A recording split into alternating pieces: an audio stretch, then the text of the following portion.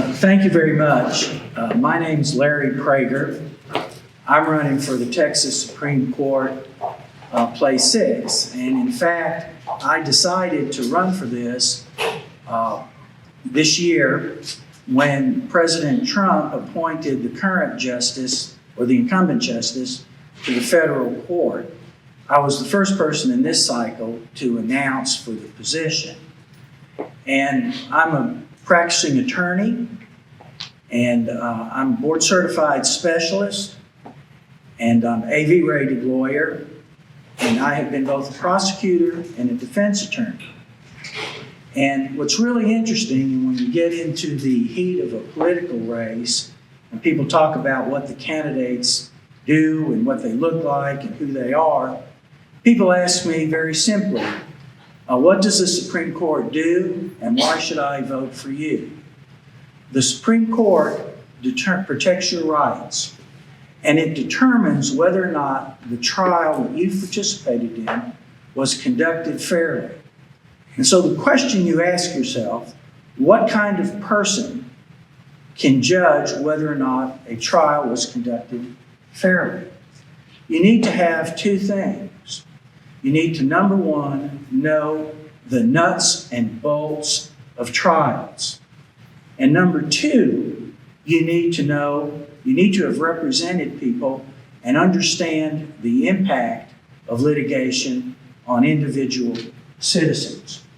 And you hear a lot of talk these days about diversity.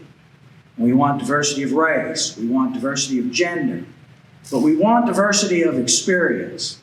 And I'm the only candidate in this race who has appeared in every level of court, from the Supreme Court of Texas to the courts of appeal, to district court, to family court, to probate court. And these races get pretty difficult and pretty sticky, and they say, what was the last case you tried to a jury? You might want to ask a candidate that. I tried a common law marriage case in probate court to determine the disposition of federal benefits of a postal worker. Someone claimed they were a spouse, and the jury had to decide whether they were or not. And Texas was one of those jurisdictions that still allows a jury trial. And let me tell you, we hear a lot about your rights being taken away. And we hear about gerrymandering. And let me tell you, the federal courts have kicked these voting rights cases back to the states. And you better have people who are committed to the concept of one person, one vote, and your right to jury trial. Because the right to jury trial and your right to vote are not slogans on the civics classroom wall, but they're living, breathing concepts. And I can tell you where you hear about them, where the rubber hits the road. I had a client come into my office who had a small business, and he said to me, Mr. Praeger, I can't rent a forklift or a strip center office without signing a contract that gives up your right to a jury trial.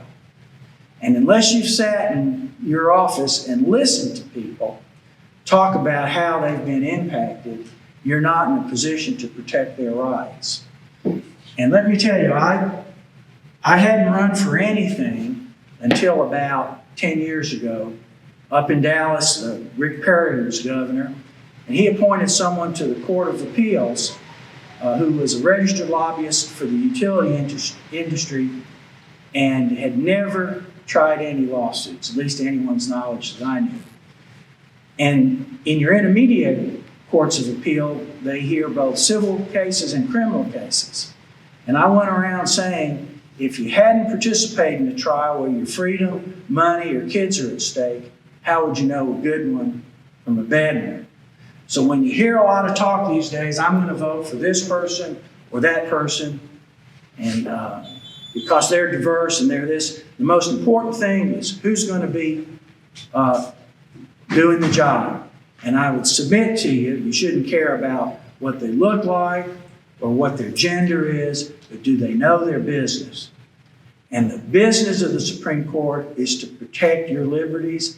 And if you think it's anything else, you're mistaken. So ask yourself, has this person ever represented anyone like me? And if they haven't, I'd give a serious question as to whether or not they're appropriate for the bench, as wonderful as they may be. Thank you very much.